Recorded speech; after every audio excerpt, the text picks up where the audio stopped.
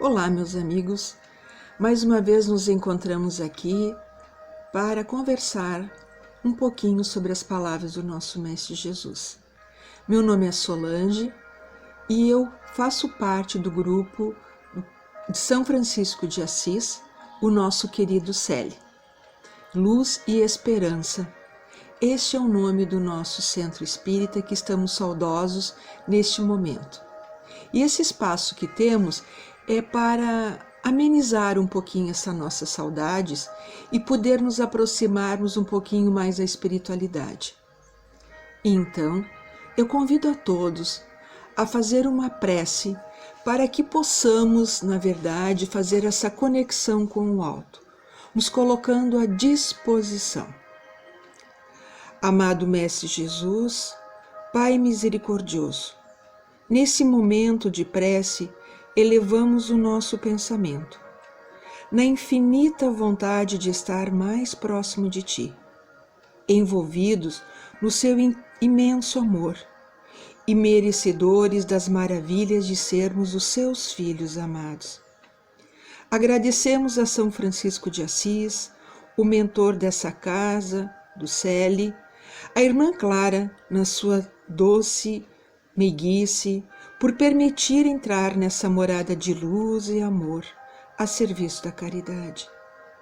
Agradecemos infinitamente por estar aqui, acompanhados de nossos amigos de luz e acolhidos em reflexão por nossos anjos da guarda.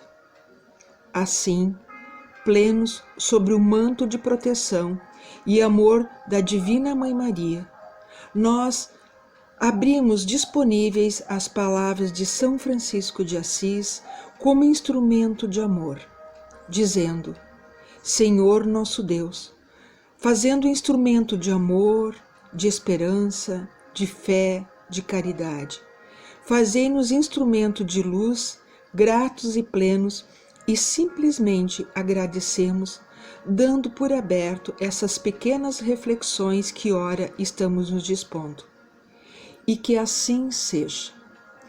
Pois então, hoje a gente vai conversar um capítulo que é o menor capítulo do Evangelho segundo o Espiritismo, que é o capítulo 22, Não se pode separar o que Deus uniu.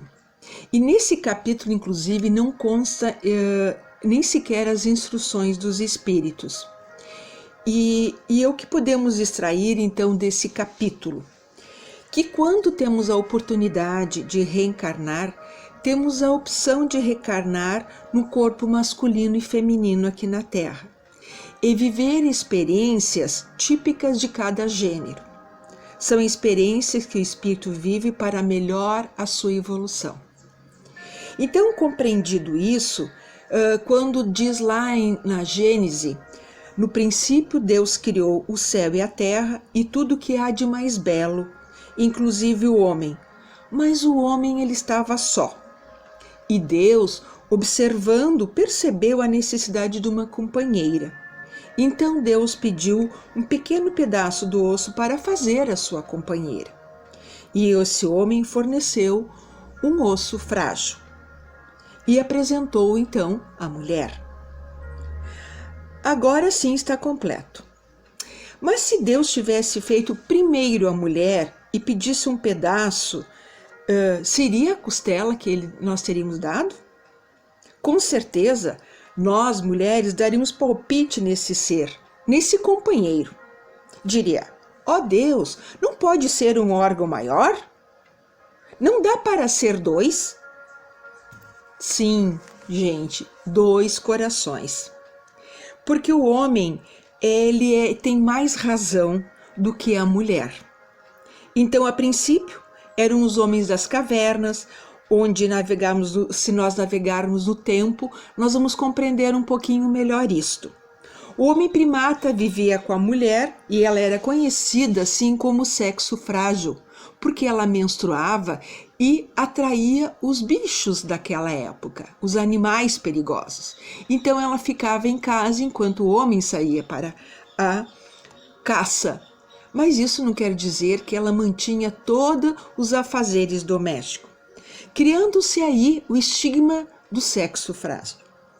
E na época, o homem mantinha no seu teto várias mulheres.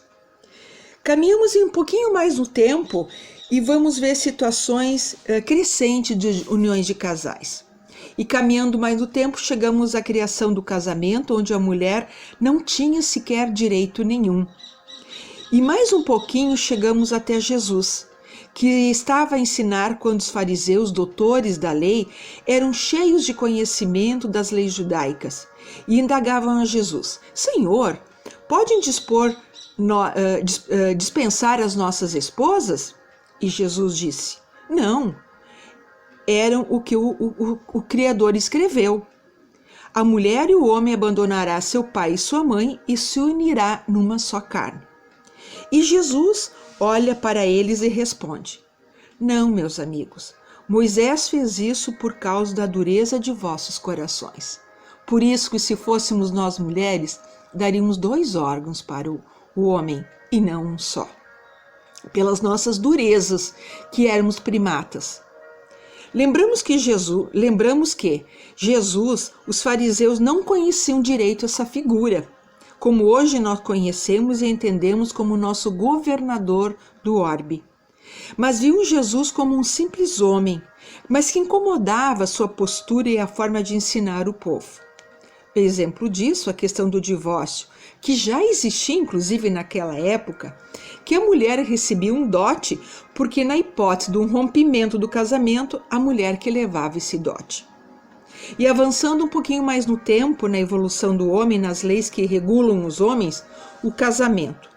Porque a lei de Deus, ela é única, ela é a lei do amor, do entendimento.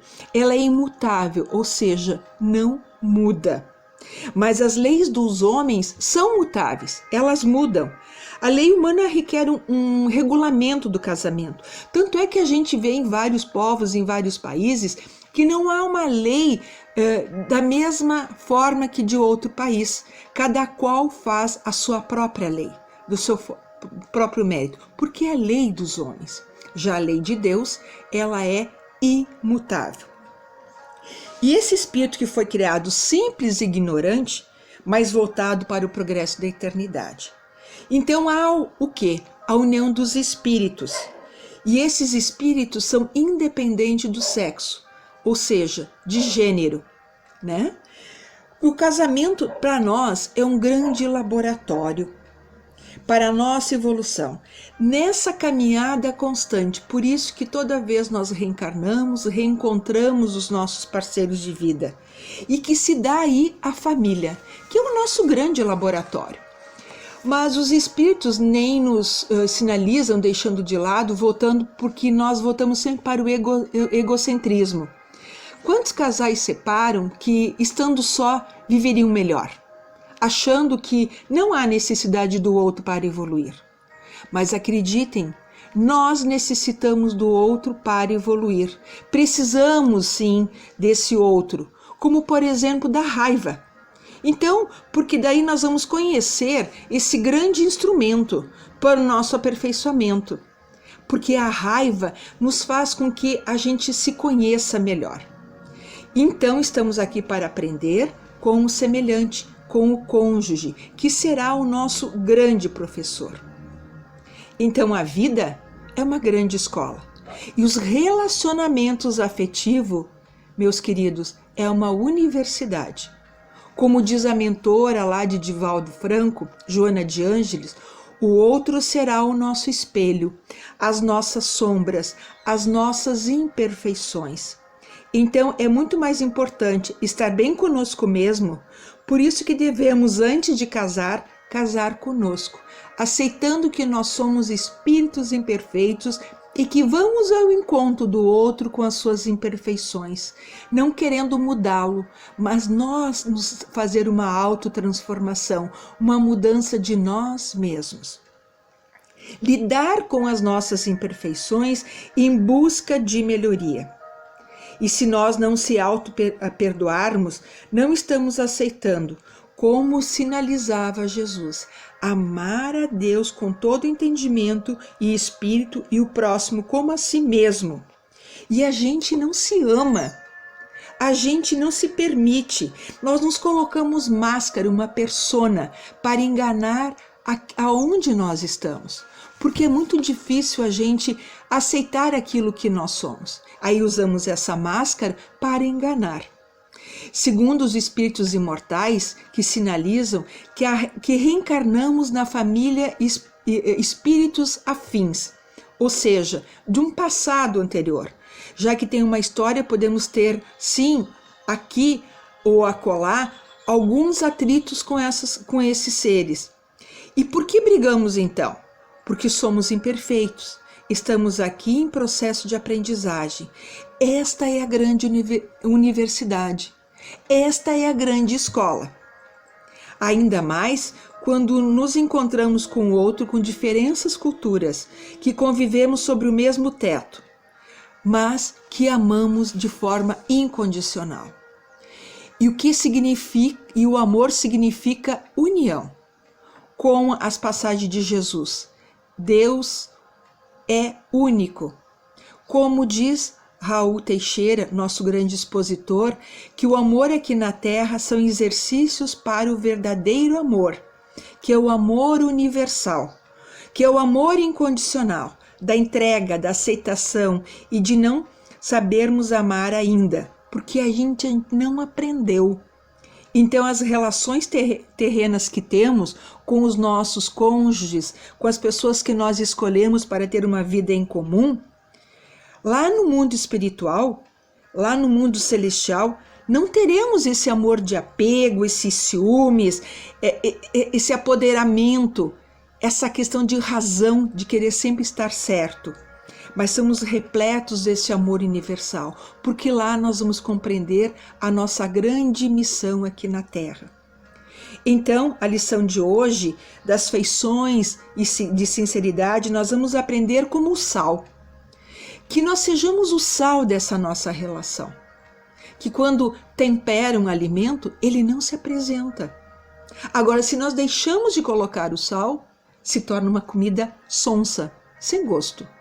Agora, se colocamos de mal, é intragável. E para convivermos com alguém, há necessidade de a gente, diz alguns ditados, de comer 1 quilo de sal.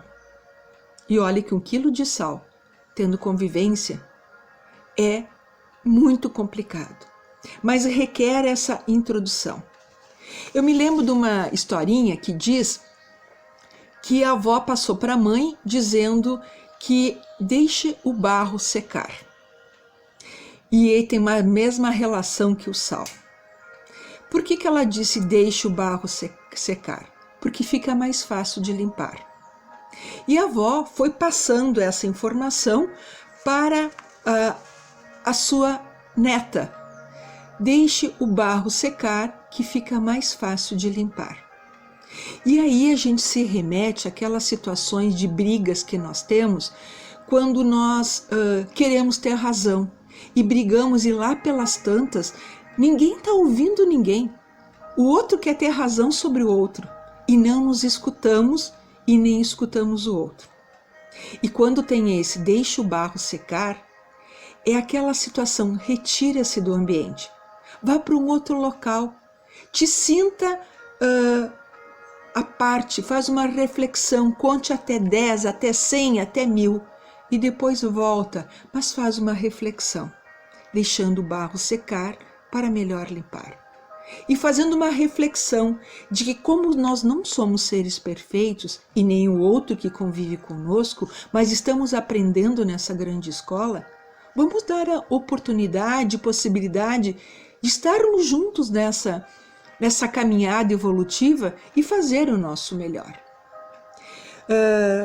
Tem uma história que eu gosto muito de lembrar, lá do livro do Nosso Lar, onde André Luiz menciona onde Francisco Xavier, ele psicografa, quando a mãe de André Luiz comunica que ela está no planejamento de reencarnar novamente com o pai.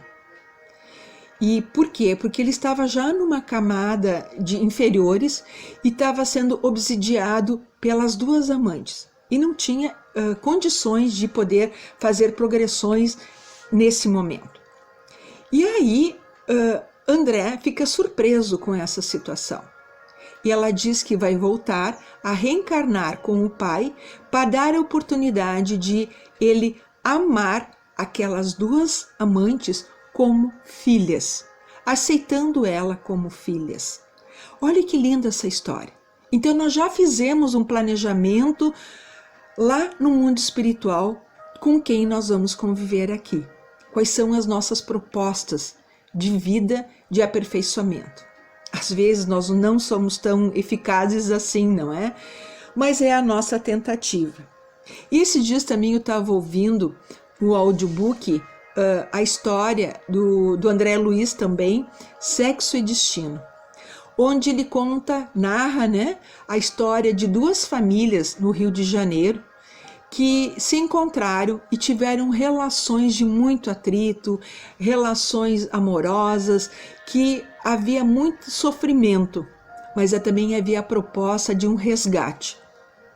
E ali, essas duas famílias tinham já tido oportunidades em várias encarnações e tinham sim se equivocado e não cumprido a palavra dada lá no mundo espiritual. Porque nós, quando chegamos aqui, nós temos o véu do esquecimento. Ainda bem, né? Porque imagina se nós chegássemos aqui e nos daríamos conta de que estamos convivendo com alguém que nos maltratou no passado. E aí o amor universal é que nos faz esse resgate, essa aproximação do amor divino, do amor do Pai. Então, meus queridos, que a gente possa lembrar nesse momento, nesse nosso compromisso feito no mundo espiritual. O que Deus uniu, o homem não pode separar. O homem, por ser um ser imperfeito, por ter as suas peculiaridades, por errar, por equivocar, nós temos a graça de ter essa oportunidade de estar aqui e poder elevar esse nosso pensamento ao alto. Agradecendo a família que temos, agradecendo esse laboratório de acertos e erros, porque é nesse acertos e erros que nós vamos nos encontrar, fazer um produto correto, certo. E quiçá que a gente possa, quando retornar para o mundo espiritual, reencontrar esses nossos entes queridos e poder nos abraçar nesse propósito que nós tivemos de formar uma família aqui. Muito obrigado, essa família que tem. E assim, que o mundo espiritual possa nos dar energia, força, poder de amenizar, estreitar essas nossas relações que vivemos nesse momento. Muito obrigado ao Pai por esse momento de estar aqui à sua disposição, por estar explanando essa palavra, levando aos corações aqueles que são sofridos. Porque o amor, ele é só verdadeiro quando nós esquecemos de nós e nos colocamos no lugar do outro. Que sejamos mais complacentes, mais caridosos, mais amorosos de quem é o nosso companheiro de jornada. Muito obrigado e que assim seja.